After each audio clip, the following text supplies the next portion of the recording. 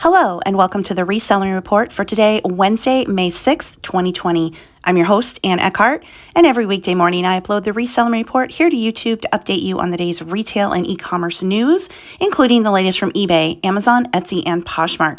If you haven't done so already, I hope you'll subscribe. And now, let's get on with today's show. Well, happy Wednesday, everyone. I hope things are going well in your neck of the woods, whether you are staying home or you are an essential worker. And if you are an essential worker out there, thank you, a million thank yous for helping keep things going. Whether you work in healthcare or at a grocery store, you are in the delivery business, a lot of people are still out in the workforce, keeping things going. And things are opening up more and more every day, it seems. Thrift stores in some places are starting to open up. So I know as resellers, that's very exciting to be able to get back to sourcing.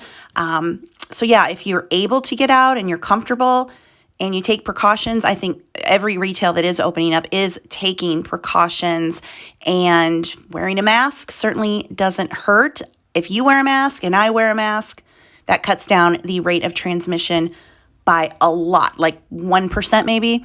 I've been reading a lot about how the virus is transmitted based on prolonged contact, right? So if I have the virus and you walk by me at a store, I'm asymptomatic, I don't know that I have it, but then you walk by me a few feet away at the store, we're both wearing masks, likely not going to happen. Where it's happening are people who are close together for a long period of time. So, of course, people in nursing homes who are having care, people who work in meat packing plants. Now, that's not to say that you can't get it in public places, and certainly the more crowded it is, the worse it gets. But I am feeling a little bit more comfortable going out. I know this week when I go to get groceries, I do have a mask. I'll wear my mask. I've been staying away from other people anyway, using wipes and sanitizer and all the things. I do feel a little bit more comfortable going out this week, but we will just have to see how things play out. Here in Iowa, in the county I live in, things are still shut down. And I think it will be, I don't know when things will open up here. I know they want to, but I would guess our numbers are still going up. The guideline is that numbers need to go down, new cases need to go down for 14 days in a row, and we are going up right now. So where I live, we're still pretty much shut down, but at the same time, Walmart, Target, the home improvement stores, there's a lot of retail that is open and a lot of people working from home, of course. So we will just have to wait and see. Nordstrom is preparing to reopen its stores, and I know a lot of people like to source at Nordstrom Rack, to resell online. The company does say that their stores won't open all at once. They are taking precautionary steps, including closing some fitting rooms, adding plexiglass dividers at registers, temporarily suspending some services, and offering additional curbside pickup.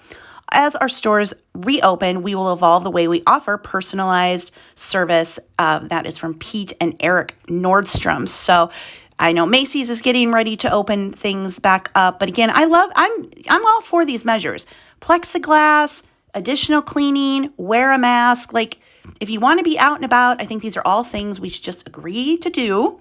Limit the number of people going in places. I think those are all things that we can work together on, so that we can keep the economy going or get back restarted again, while keeping those who need to be protected safe. Turning now to the reselling sites themselves. On Amazon, they have posted a new post in the seller forums that's titled COVID-19 Waiver of May 15 U.S. Long-Term Storage Fees. The post reads, "We thank you for your patience as we've made adjustment to our facilities to protect our employees and fulfill the highest priority products that customers need. To ensure we have capacity to receive, restock, and ship your products to customers, we continue to have delays in removal operations. As a result, we are waiving the May 15 long-term storage fees. You can continue to create removal orders, but there will be delays in completing the requests. Similarly, auto removals will be delayed. In addition to the 100,000 jobs we've recently filled, we've hired an additional 75,000 employees to bring your products into our facilities, pick, pack, and ship products, and help us process these removal orders." They then have a link to a help page, and this concludes by saying, "Please note that Amazon, including seller partner support, does not have further guidance.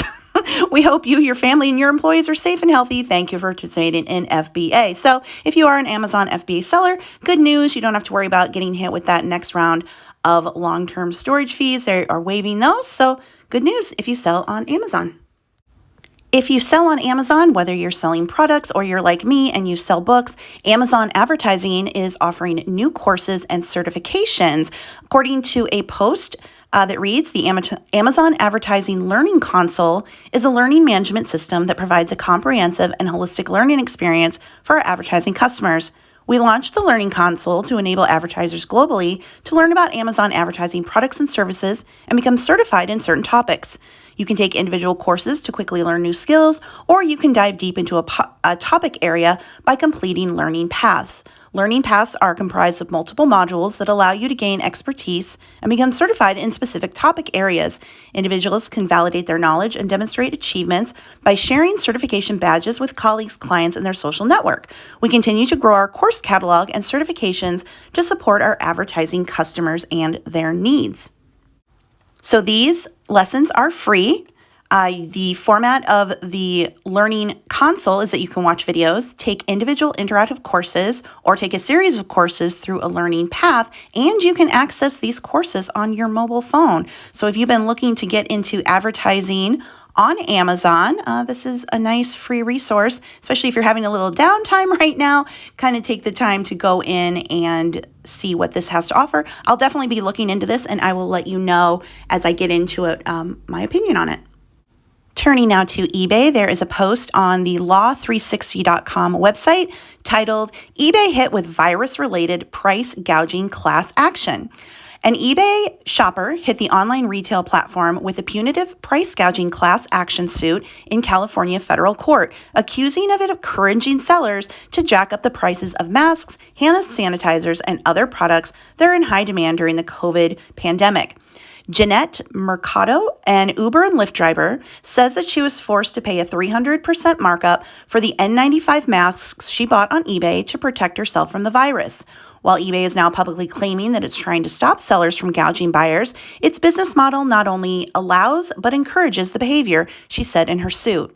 In addition to charging fees for initially listing the items, eBay charges a final value fee when items actually sell, which is calculated as a percentage of the total amount of sales, she said.